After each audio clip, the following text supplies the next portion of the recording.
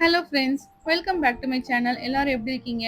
இன்னைக்கு நம்ம baby food ரெசிபில ஒரு ஹெல்த்தியான பீட்ரூட், ப்ரோக்கோலி, பச்சை பட்டாணி சாதம் எப்படி செய்யுதுன்னு பார்க்க போறோம். வாங்க பார்க்கலாம். அண்ட் நீங்க இது யாருக்கெல்லாம் கொடுக்கலாம்னு பார்த்தீங்கன்னா 8 மாத குழந்தைலேருந்து கொடுக்க ஆரம்பிக்கலாம். ஸோ ஃபர்ஸ்ட் வீடியோக்குள்ள போறதுக்கு முன்னாடி தேவையான பொருட்கள் என்னென்னு பார்த்துடலாம். ஒரு 2 மீடியம் சைஸ் வெங்காயம், ஒரு அரை தக்காளி கட் பண்ணி எடுத்துக்கோங்க. கொஞ்சம் கொத்தமல்லி இலை கட் பண்ணி எடுத்துக்கோங்க. ஒரு 2லேருந்து 3 டேபிள் ஸ்பூன் அளவுக்கு பச்சை பட்டாணி எடுத்துக்கோங்க. ஒரு 1/4 கப் அளவுக்கு ப்ரோக்கோலி எடுத்துக்கோங்க. ஒரு 1/4 கப் அளவுக்கு துருவிய பீட்ரூட் எடுத்துக்கோங்க.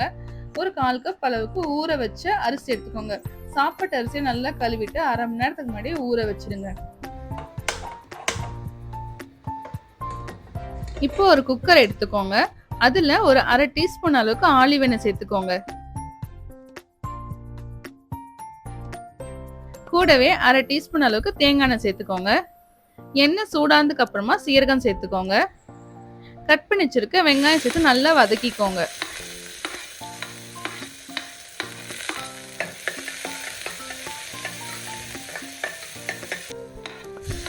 கட் பண்ணி வச்சிருக்க தக்காளியும் சேர்த்து வதக்கிக்கோங்க. இப்போ பச்சை பட்டாணி, ப்ரோக்கோலி, பீட்ரூட், கொத்தமல்லியில சேர்த்து மிக்ஸ் பண்ணி விட்டுக்கோங்க.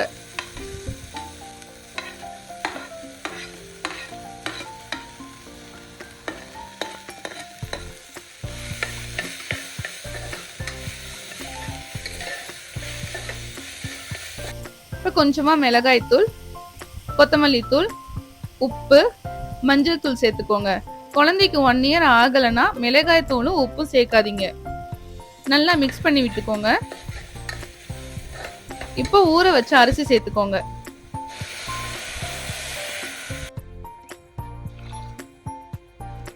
நல்லா கலக்கி விட்டுக்கோங்க. ஒரு 2 கப் அளவுக்கு தண்ணி சேர்த்துக்கோங்க. இப்போ குக்கரை மூடிட்டு ஒரு 4லேருந்து 5 விசில் மீடியம் ஃப்ளேம்ல விடுங்க. பாருங்க, ரைஸ் நல்லா வெந்துருச்சு. நல்ல ஒரு ஹெல்த்தியான ப்ரோக்கோலி, பச்சை பட்டாணி, பீட்ரூட் சாதம் ரெடி ஆயிடுச்சு. இந்த ரெசிபி செஞ்சு பாருங்க. செஞ்சு பார்த்துட்டு எப்படி இருக்குங்கிறத கமெண்ட் பாக்ஸ்ல கமெண்ட் பண்ணுங்க. நம்ம நெக்ஸ்ட் வீடியோல வேற ரெசிபியோட பார்க்கலாம். தேங்க்ஸ் ஃபார் வாட்சிங்.